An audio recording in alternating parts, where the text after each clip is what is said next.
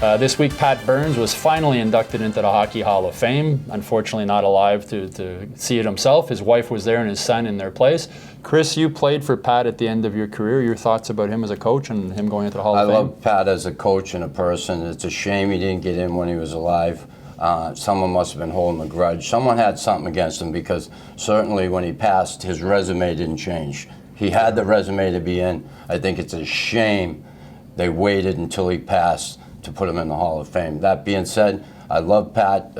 I had a great relationship with him when I got traded back here my last year. Serge Savard made me live in the same building as him so he could keep an eye on me.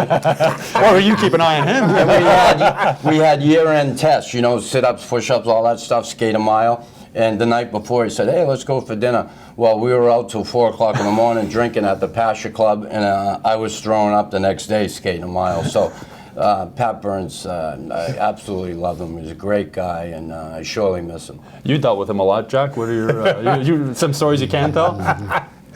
I tell you, that when I was assigned to do a feature on Pat coaching his first game. Michael Farber had already done the definitive piece on Pat. Great story on him, but I was just to write about his first game, and I covered a couple of practices, and I'm thinking, man, this guy isn't going to last till Christmas.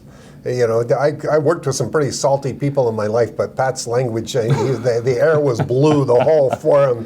What the freak are you doing? Get off my freaking ice, blah, blah, blah, all this stuff. And so I'm a little bit intimidated already. We had the first, the pregame presser the day before in Pat's office at the Forum. If you can imagine that happening today.